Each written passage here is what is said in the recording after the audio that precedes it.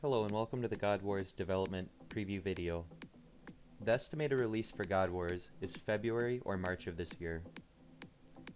To begin, I'll explain what type of game Godwars is. Godwars is a fantasy RPG simulation. The best way to describe it is a cross between Dungeons & Dragons, Final Fantasy, SimCity, and Diablo.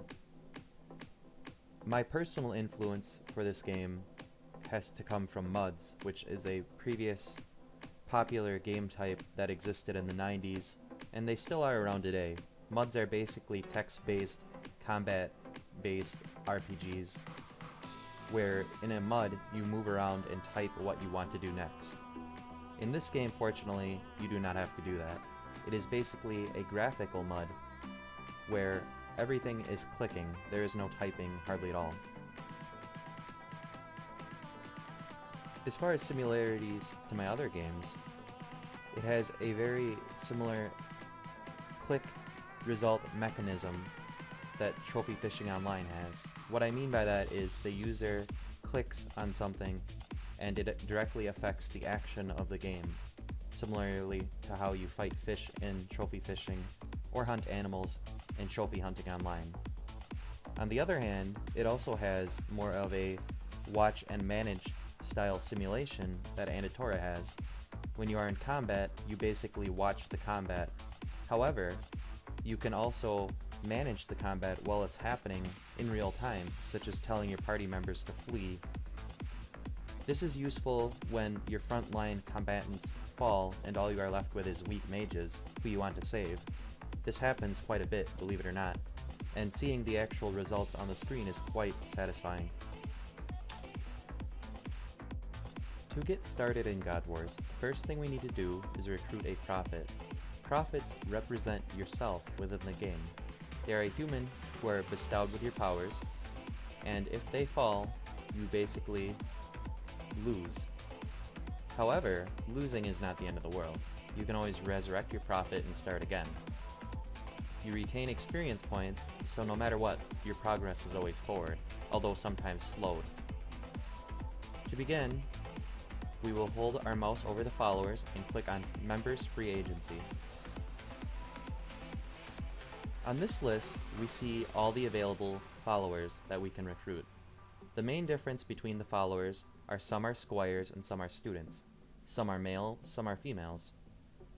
In the beginning, none of this really matters as far as the male versus female. Later on, it can also control what classes your members can promote into. As of now, it is not that consequential. In general, the most important thing is the squire and the student. The squire is your basic run-of-the-mill RPG warrior. By clicking on squire, we are able to pull up the class sheet for it and see what we can expect from our squires.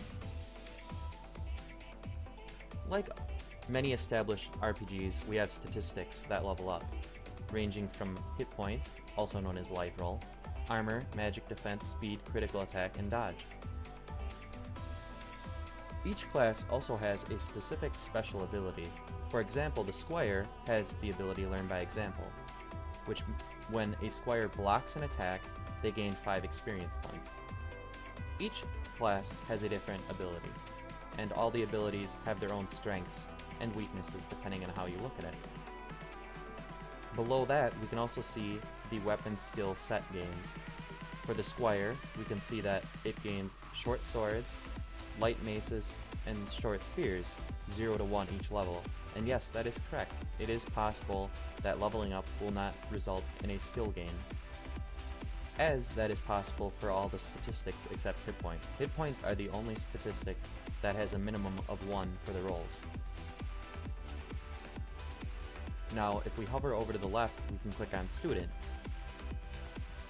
The Student, like I said, is one of the starter classes, and the Student is your run-of-the-mill spellcaster within Godwars. It also serves as other classes later on, such as the Thief, due to its ability to use a knife, or Sickle, which also unlocks another class, or Short Staff. Basically, all the skills branch into a class at the beginning for the 2 starter classes. The student, like the squire, has a special ability. The student's special ability is Trial by Fire. Trial by Fire results in a 10 experience points boost, 20% of all spells casted. As you can see, it also has a random effect upon spells casted, either resulting in higher damage or lower damage. Unlike the squire, the student also gains cosmic spellcasting bonuses, both offensive and defensive. Now that we have that out of the way, we're going to return to the followers' free agency. We are going to recruit a squire and a student. We are going to have a warrior and a spellcaster to begin with. The first thing you will notice is up at the top of the screen. It will inform me that my next recruit will be my prophet. This is because I do not have a prophet at this time. Prophets also have double hit points. The good thing about that is your prophet is always going to be, more than likely, one of your strongest characters. However, this is not a requirement that they are a warrior, although it works out nicely that way. The only bad thing with having your prophet as a warrior and using them in a very aggressive defensive role is they will often fall before your other characters do. But the logic behind this is your prophet has the most capability to tank followers who are weaker. In this case, we are going to recruit a squire as our prophet and use them in a defensive, aggressive role. It does not matter if I decide male or female, but I will probably take a male. I will simply pick one from the list. We will try to pick, let's see if there's a name I can pronounce. The names are kind of strange in this. We'll go with Jaden, and we will click recruit. Here we can see that we have recruited the prophet. We will get a little blurb about how they represent the divinity, supremacy, and legitimacy of mobile, that is me. We are warned that if they die, your progress will be slowed. And again, my prophet now has 12 hit points. As we saw in the squire thing, squires gain 1 to 6 hit points. By choosing a prophet, that turns into 1 to 12 hit points. All followers automatically gain their maximum hit points at level 1.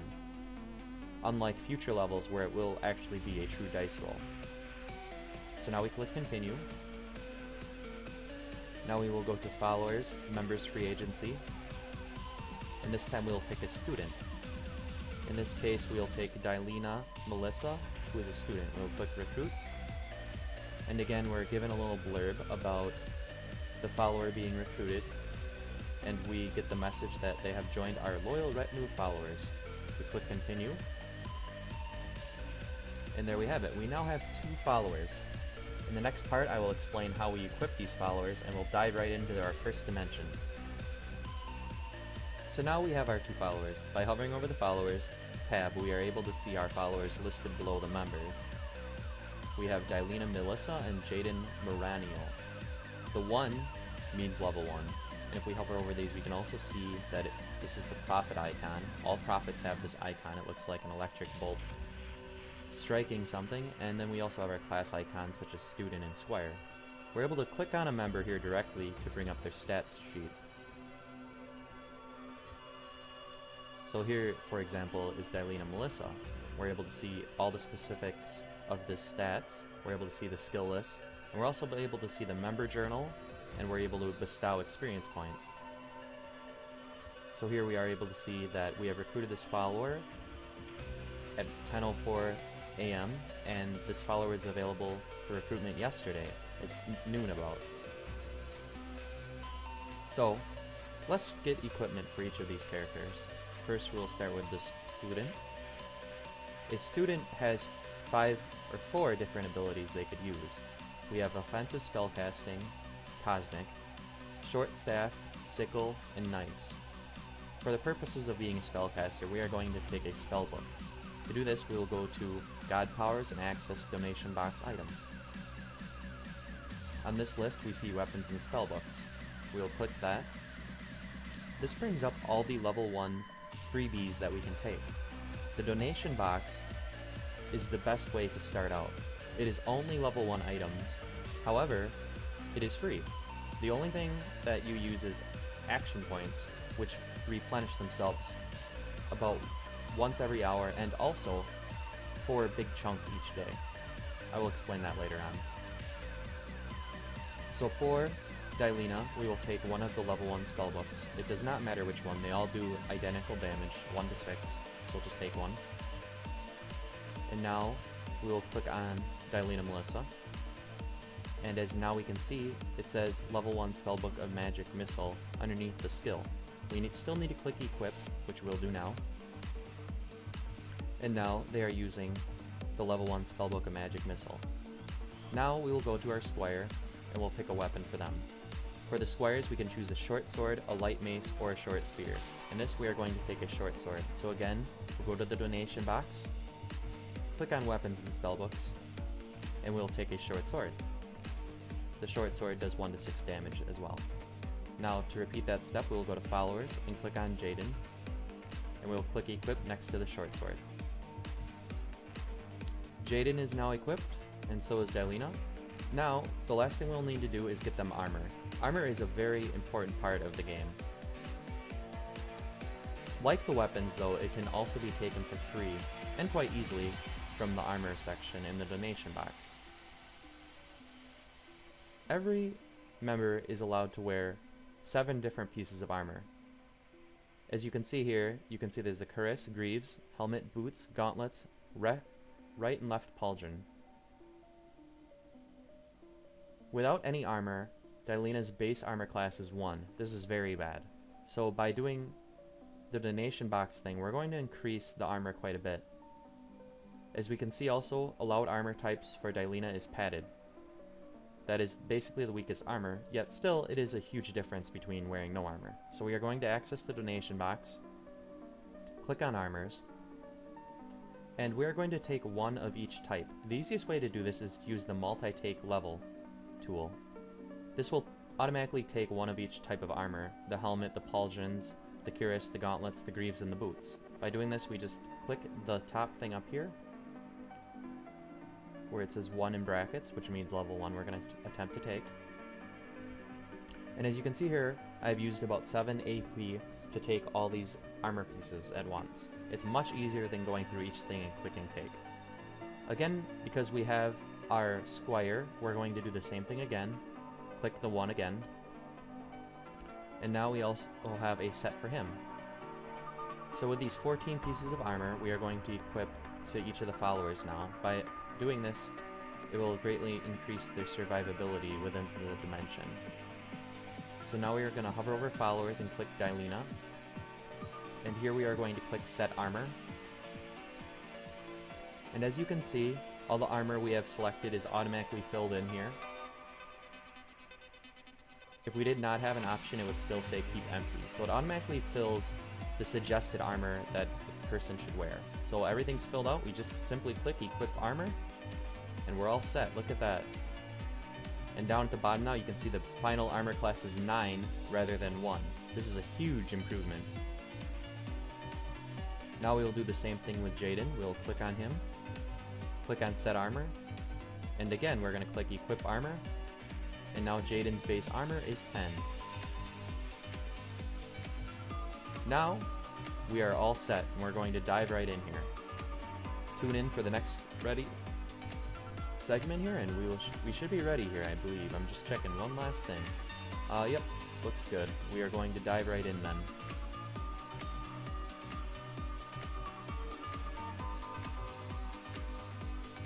In between the last section and this section, I also remembered to add Dylena Melissa to the party. The party is displayed at the top of the dimension screen. At any time, you can have 6 of your followers in your party. It is useful to swap them in and out if you want to balance your party more, or try to find different classes later in the game. Here we are also able to select our strategies and who's defending who. For spellcasters, I recommend putting the combat style to avoidance. By doing so, it reduces the attention the spellcaster draws in combat, which means they get attacked far less. To additionally protect our spellcasters, we can also use our squires to defend our students. To do this, we'll simply click on the picture of Dylena underneath Jaden underneath the defending section. Now we can see that Jaden is defending Dylena Melissa, and Dylena Melissa is set to avoidance. We will keep Jaden at aggressive, which draws the most attention in combat. To begin, we are going to select where we are going to go. Every time we enter a dimension that another user has not entered, we generate it on the spot. We pick 3 words, and these 3 words generate where we're going. So to begin, we will simply click on the second word, change it to important, and we'll use idea. Socketed important idea. More words will be added as the game is developed. As of now, we have some variety, about 21 different places you can go. The difference between the words affects what type of monsters we'll see, what types of rooms will be generated, and also a few other surprises. So once we have our 3 words chosen, we'll simply click travel. We will confirm this. And we get one last message that they're restored full health. We speak the words, and we are ready to go. So this is what it looks like when you are in an area. If you are familiar with trophy fishing online, you tend to navigate by clicking where you want to go next. However, unlike that game, you can only move to adjacent rooms. So when we start here, we can move east or farther east. The advantages of moving more than one room at once is that you get to the final chest faster. Every dimension has a final chest, which is the goal that we have to reach. The final chest drops good armor, possibly, or good weapons, possibly, or lots of money. You also receive an experience boost, which you can use to distribute to your followers. So by choosing to go far east rather than east, we skip this tunnel and move to this tunnel, the tunnel on the left. So we're going to choose to click on the far east tunnel, and we're going to move.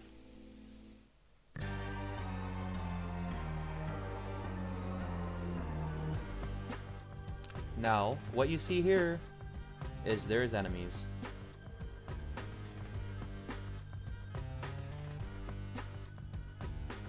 So we'll click here to continue. This screen here gives you time to set up. For example, if you know you're not going to win the fight, you can click I'm ready now and I want all members to flee. Fleeing takes you out of the dimension, which is annoying because you will have to use action points again to re-enter it. However, it can save you a lot of action points in the long run. On the other hand, if you think you're going to win the fight, you just simply click I'm ready now. What we are fighting is one Dottle. It is a low-level spellcaster, and we can actually figure that out by simply clicking on the Dottle's name. However, since we have not defeated a Dottle before, we do not have the diary entry for it. So we're just going to go ahead and say, I'm ready now. Now here, we have combat. Combat in this game, like I have said before, is real-time. We do not need to do anything at this point. Unless we want to change our mind about fleeing, we can always click all flee, or click flee next to an individual character if we want them to get out of the dimension. Again, if your prophet flees, it does not matter who is still standing, you will have to leave the dimension.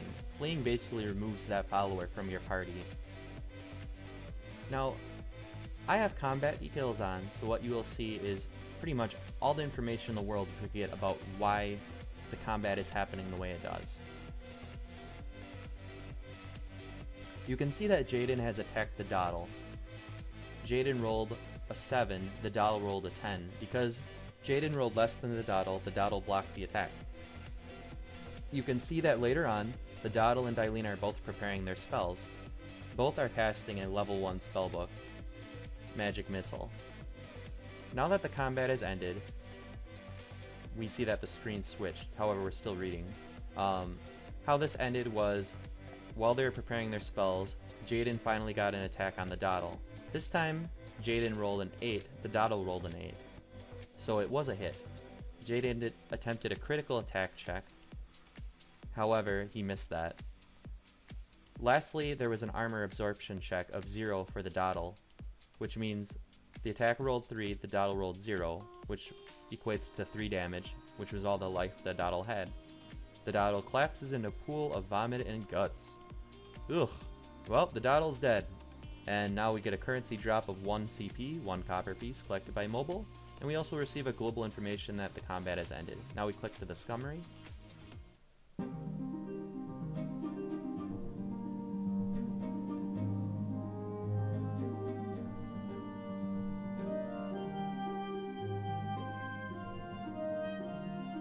Here you can see an entire recap of the battle through all its gory details. Now we can click continue, and we'll return right to the dimension. So what happened there is, while traveling the dimension, we were attacked by monsters. There is only a set amount of monsters in each dimension, so returning to this room now would never ever result in a combat. The Dottle that was here is dead, and we'll continue moving through the dimension. So we came from the west, so we're going to continue eastward. We see a southeast room, which means that's two moves away, so we're going to choose that.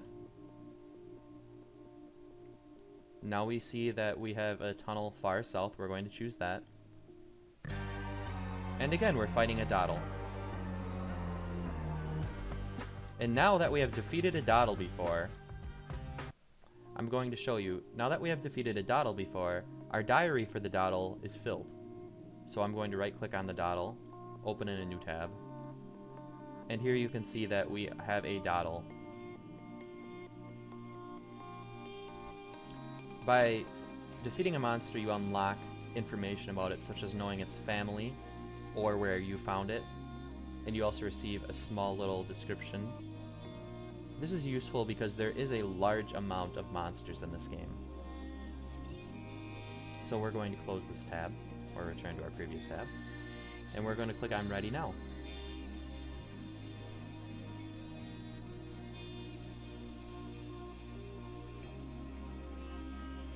The second we type or click on I'm Ready Now, the battle basically is given the green flag.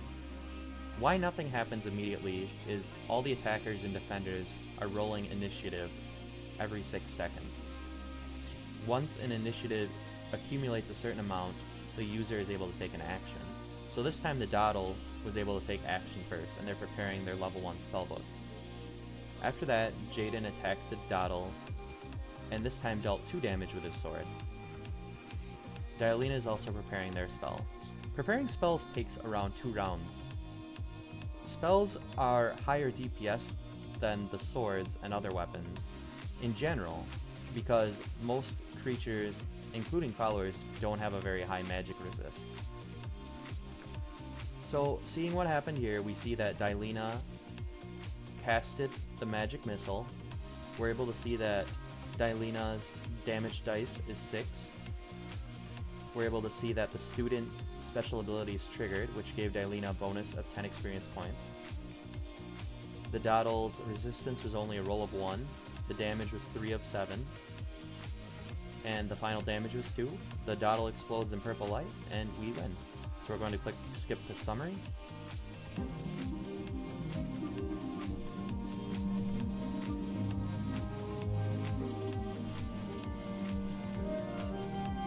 We click continue.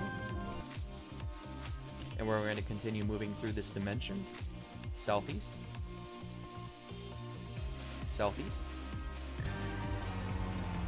Oh boy. Now we got ourselves a fight. Prismatic green slime. We're gonna click here to continue. Now a prismatic green slime is a modified green slime. If you find words before or after the name of a monster, it is because they are modified beyond the normal type.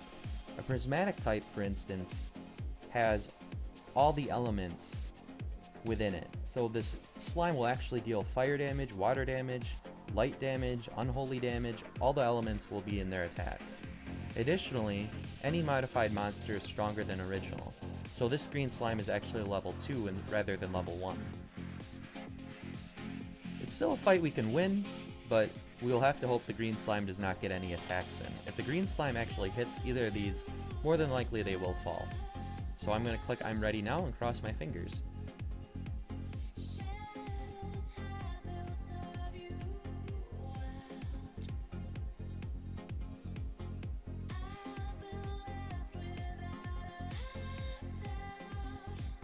So initiatives are being rolled now.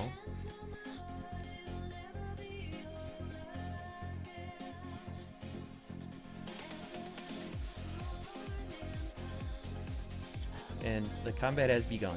Unfortunately, Jaden attacking the green slime was blocked. And as I predicted, the green slime did one-shot Jaden. So Jaden is now out of combat. Just to go through this, what happened is the green slime was able to hit Jaden, and each of these elemental absorption checks is each of the prismatic elements that were involved. You can see that burning, zapping, freezing, clobbering, condemning, smiting, poisoning are all elemental damage bases, which, like I said earlier, magic resist is really low, especially early levels, so almost all of these things were damage. Like, there was no way to avoid it. The only way to avoid that damage was to block or defend the attack, which unfortunately did not happen. Jaden only rolled a 2 of 20, where the slime rolled a 7 of 12, so he was outrolled. Now we're going to let the combat resolve and see if Dylena can get a lucky spell in. Unfortunately, Dylena only rolled a 1 magic missile spell, so the prismatic slime still has 7 hit points remaining. The only thing left to do at this point is cross my fingers.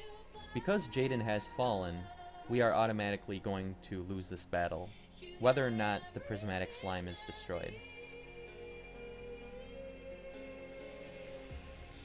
The reason this is because Jaden is our prophet, and our prophet needs to be alive for us to continue our adventure within a dimension.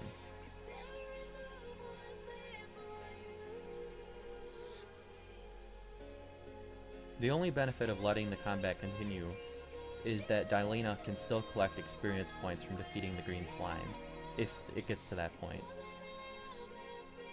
Very much like Jaden though, if the green slime does attack Dylena and makes it through, Dylena probably will fall within 1 shot.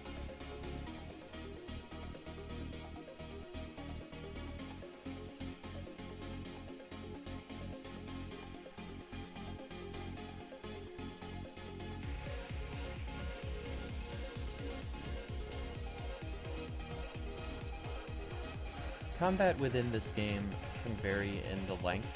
Some battles are as short as a minute to 2 minutes as you saw previously, or some are actually longer, especially when you have a party of 6. You begin to fight bigger parties of monsters, and combat can actually drag on for a while.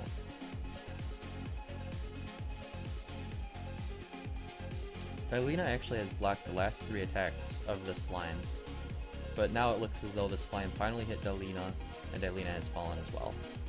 So we are going to click skip to summary. Rather than victory up here, we now notice it says defeat.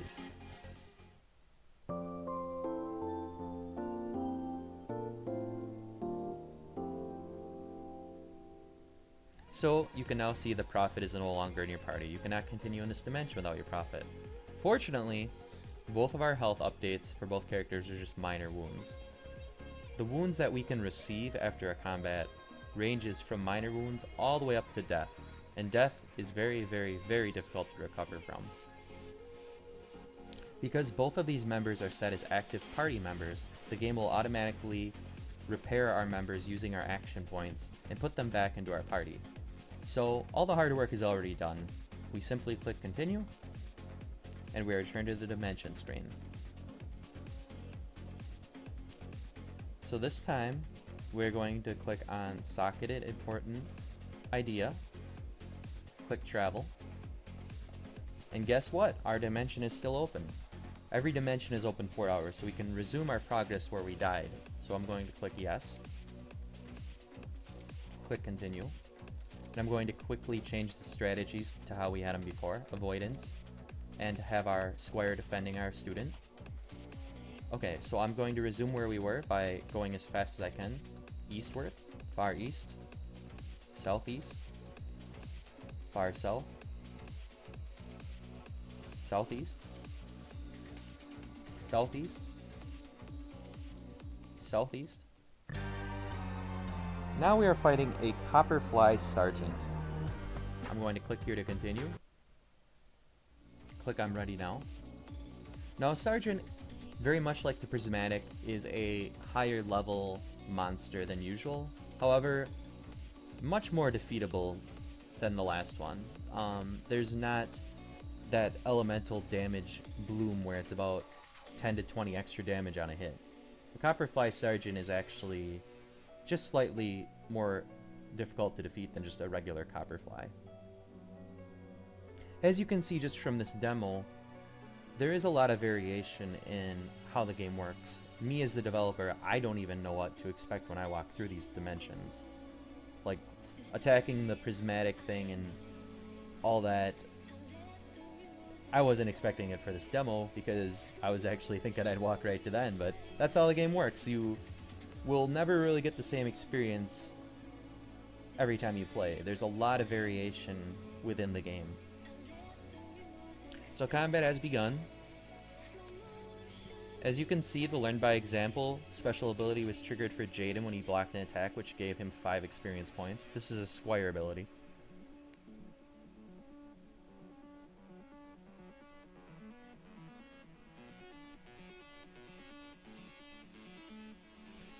You can see that there's a lot of blocking going on. The Copperfly bit Jaden for 2 damage, and the spell from Dylena one-shotted the fly for 4 damage, and that was it. Copperfly explodes in purple light, drops 2 copper pieces, and we're on our way.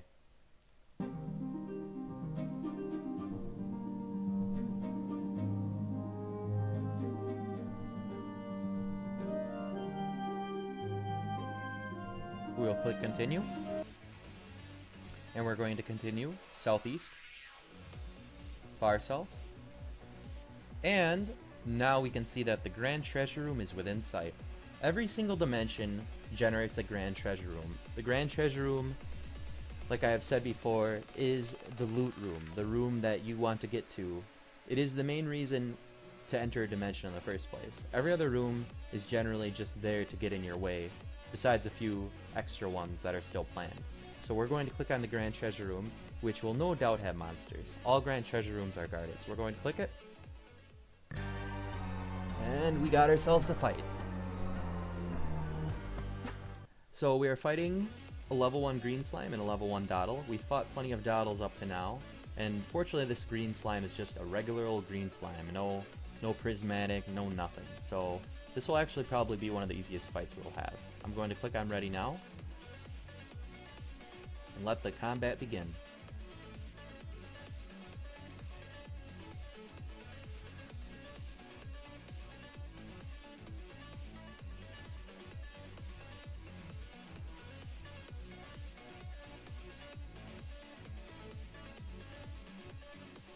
So the combat's off to a start. Jane attacks the green slime and the green slime blocks the attack.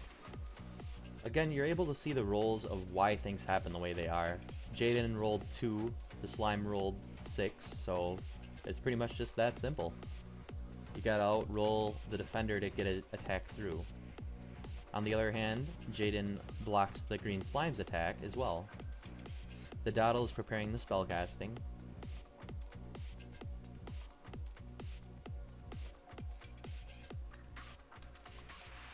The early abilities for the Squire and the Student are very useful for gaining those first levels that you need. Just by blocking an attack, gaining 5 experience points early on, that's already, you know, a good chunk of what you need, and it really accumulates fast. Every single time Jaden blocks an attack, that's 5 experience. Every single time Dylena casts a spell, that's 10 experience. Well, most of the time. So it's very useful to take advantage of those special abilities.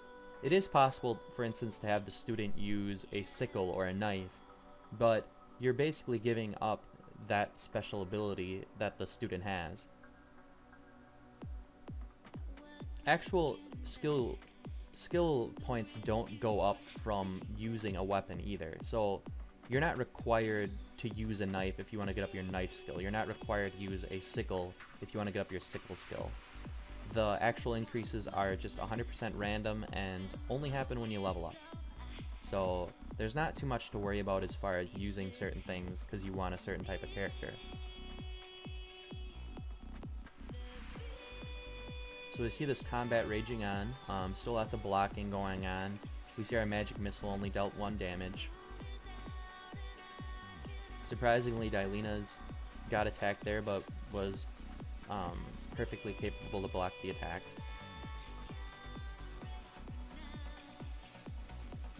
We can see Jaden has 7 hit points of 12 now, up at the top. Now we see the green slime has been expired. The green slime, name's crossed off, as you may have noticed in previous combats, that when something is defeated, the name does get crossed. It's very easy to look at. Okay, the Dottle casts the magic missile at Dylena. Dylena, fortunately, only takes 1 damage. Low roll for the Dottle. This probably will be the last round of combat, we'll see, because it'll probably take the Dottle a couple more rounds to cast again, so either Jaden, I'm guessing, or Dylena will kill him, hopefully. Now we can see that Jaden did hit the Dottle, but unfortunately only for 1 damage. The Dottle rolled a very high absorption, and Jaden rolled kind of low.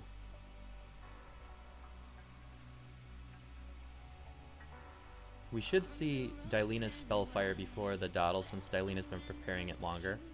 We can see here that Dylena's been preparing it about 10 seconds earlier than the Dottle.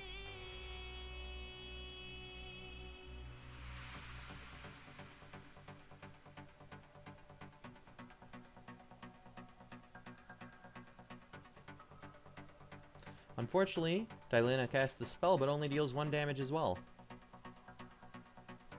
And now Jaden takes 5 damage from a spell. This Dottle is very, very lucky. However, the Dottle only has 1 hit point left, so no matter what, the next spell that's cast will probably kill him. A spell cannot deal less than 1 damage to a monster, in most cases.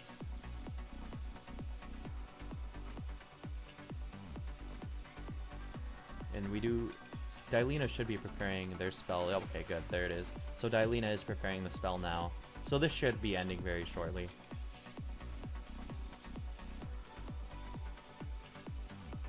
Monsters, a bit like players, are able to set evasive, aggressive, and normal tactics.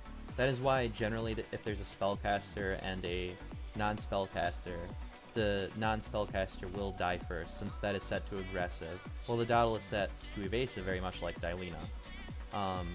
This results in the NPCs using a bit of basic strategy.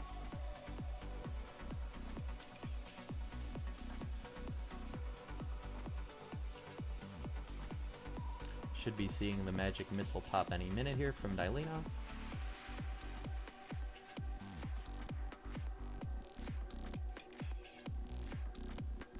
And there it is. There's the magic missile, 1 damage. The Dottle explodes in light. Skip to summary.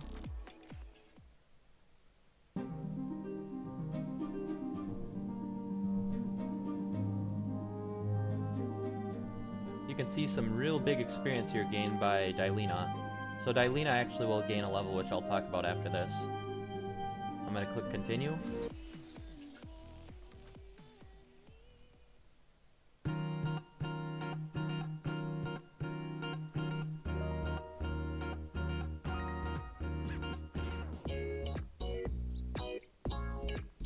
So as you can see here, we found the final chest. We click what's inside to open it up.